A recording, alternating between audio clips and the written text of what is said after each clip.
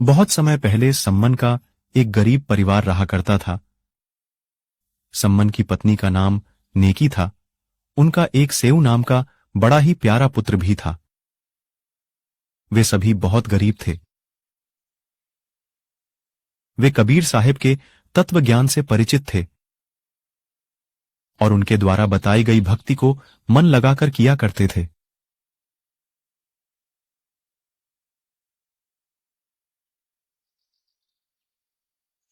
सम्मन तथा उनकी पत्नी नेकी चूड़ियां बेचने का काम किया करते थे।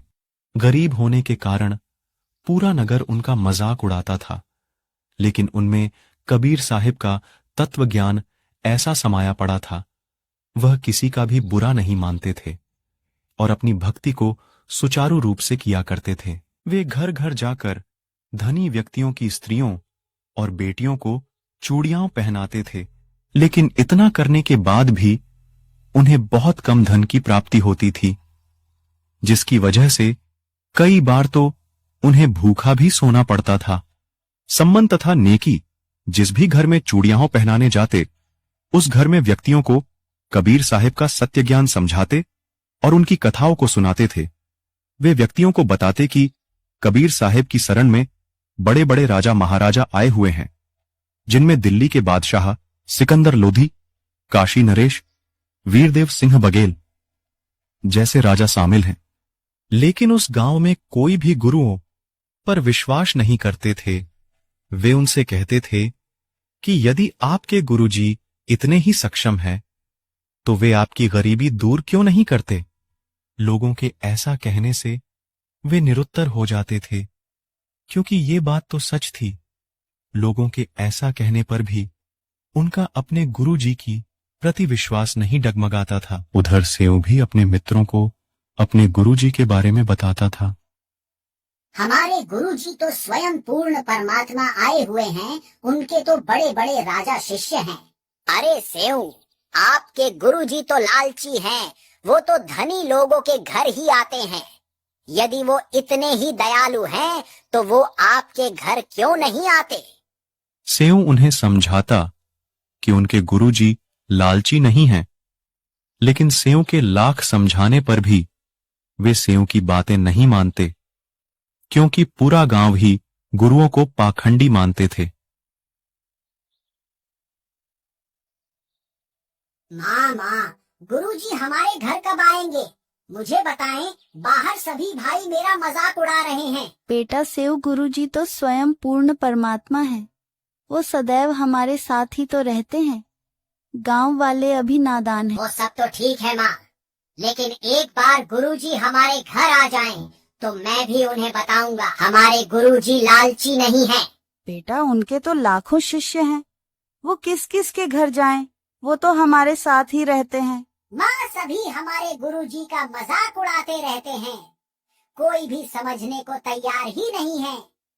एक बार गुरुजी हमारे घर आ जाते तो उनको भी पता चल जाता कि सेऊ के गुरुजी लालची नहीं है। ये सुनकर नेकी और सम्मन को भी बहुत बुरा लगा, लेकिन वो भी क्या कर सकते थे। गांव वाले उनका भी मजाक उड़ाया करते थे। तीनों बातें कर ही रहे थे कि उनके गुरुजी कबीर साहिब उनके घर के बाहर कमाल और शेख फरीद जी के साथ आ जाते हैं। बेटा सेऊ, सम्मन, बेटी नेकी, कोई है क्या?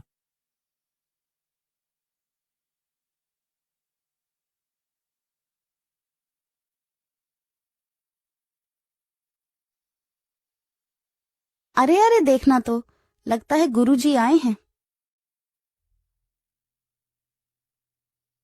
लगता है हम सभी गुरुजी की बातें कर रहे हैं, इसीलिए हमें भ्रम हुआ है। वो हमें यहाँ इन गरीबों को थोड़ी जानते होंगे। थोड़ी देर बाद कबीर साहिब फिर से आवाज लगाते हैं और कहते हैं, बेटा सेऊ, सम्मन, बेटी नेकी, कोई है क्या घर पर? देखो, आपके गुरुजी आए हैं। इतना सुनते ही तीनों के तीनों पूरी गति के साथ बाहर भागते हैं। वो सभी अचंभे में थे। बाहर देखा तो सच में कबीर साहिब दो संतों के साथ खड़े थे। उनको विश्वास नहीं हो रहा था। सभी अपने गुरुजी को बिना पलक झपकाए देखते रहते हैं कि कहीं हम सपना तो नहीं देख रहे। भक्तों, कोई अब गुरुजी को अंदर आने को भी कहेगा क्या, या फिर यूं ही देखते रहेंगे? बच्चों, आज हम आपके घर ही रुकेंगे और सत्संग करेंगे। बेटा सम्मन, चलो अंदर चलते हैं। ये सुनकर तीनों बहुत खुश हो जाते हैं। वे कबीर साहिब को अंदर लाते हैं और एक बिछौना बिछा देते हैं। उन्होंने कबीर साहिब जी से खूब ज्ञान सुना। तभी भगत सम्मन कहता है, गुरुजी कैसे दया करी हम तुच्छ जीवों पर। आप तो अंतर्यामी हो। आज ही आपका बेटा सेऊ आपको बहुत याद कर रो रहा था और आप आज ही हमारे घर आ गए। आपने कैसी दया करी मेरे मालिक। हे गुरुदेव, भोजन की सुनाएं, आपको भूख लगी होगी। भूख तो लगी है बेटा, भोजन बना लो, खाना खाएंगे भगत।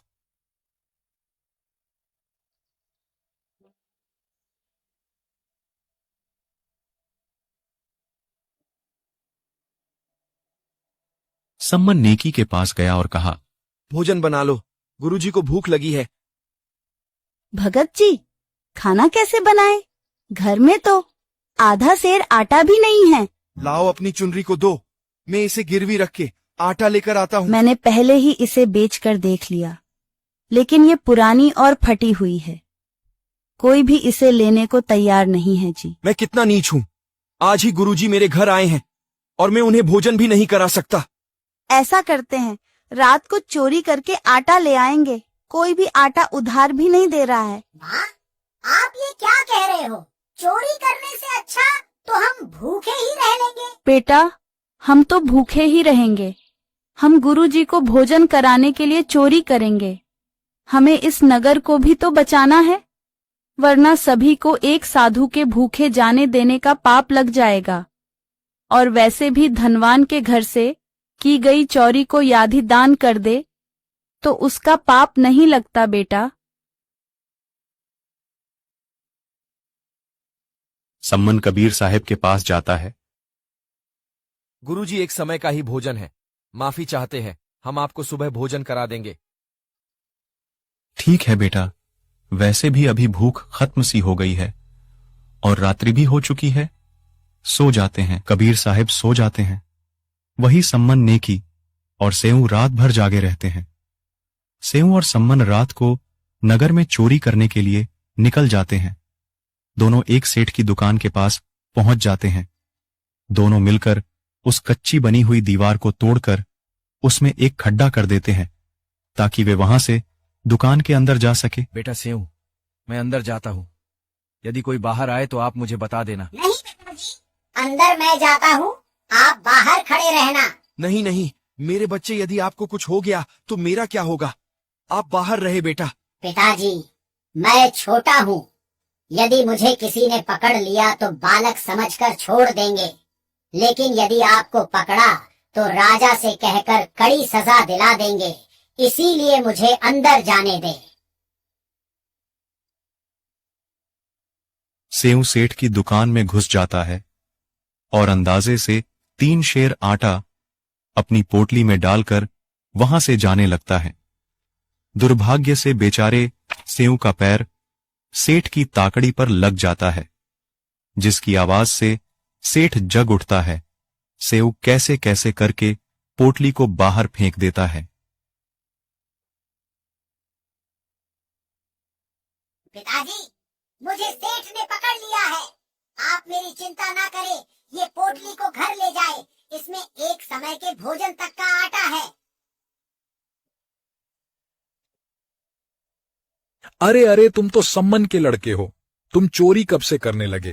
तुम तो भगत व्यक्ति थे। सेठ जी, हम चोर बिल्कुल भी नहीं हैं।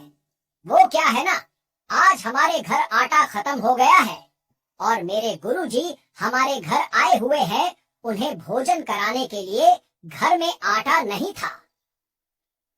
कोई भी उधार आटा देने को तैयार नहीं था। इसीलिए मुझे चोरी करनी मैं भी तो कहूँ, तुम तो चोरी नहीं करते थे। वो तुम्हारा गुरु तुमसे चोरी करवाते हैं। सुबह होते ही उसे राजा से कहकर सजा दिलवाऊंगा। आप हमारे बच्चे सेव को कहाँ छोड़कर आ गए? वो कहाँ है बताइए। सेऊ को आटा चोरी करते समय सेठ ने पकड़ लिया है। वो वहां से भाग पाने में असमर्थ रहा। उसने ये आटा मुंह तक पहुंचा दिया। जाओ जाके जैसे तैसे बच्चे का सर काट कर ले आओ। अरे आप पागल हो गई हो क्या? ये क्या कह रही हो तुम? मेरे सेऊ का सर काटने को कह रही हो?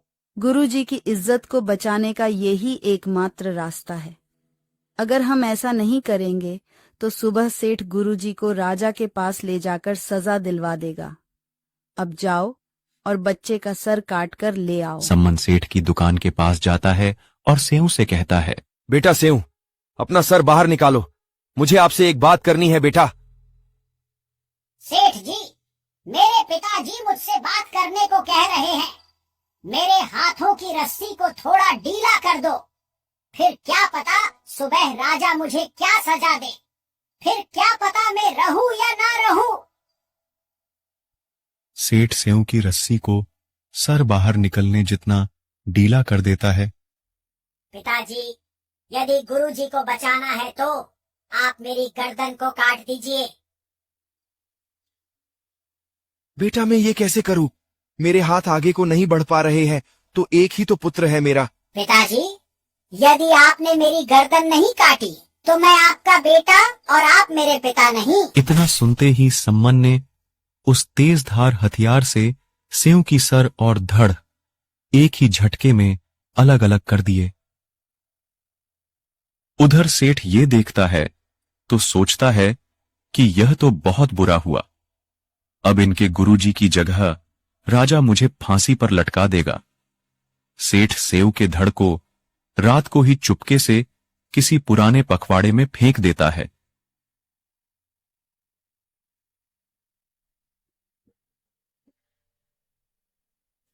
और दुकान में वापस आकर ऐसे सो जाता है कि जैसे कुछ हुआ ही नहीं हो। सम्मन सेऊ के सर को एक अलमारी में रख देता है। तभी नेकी कहती है, अब जाइए, सेठ ने जहाँ कहीं भी मेरे बच्चे के धड़ को फेंका है वहां से ढूंढकर उसे घर ले आओ। गुरुजी के जाने के बाद उसका अंतिम संस्कार कर देंगे। नेकी के इतना कहते ही सम्मन वापस उसी दुकान के पास जाता है और रक्त की छींटों के पीछे पीछे चलने लगता है।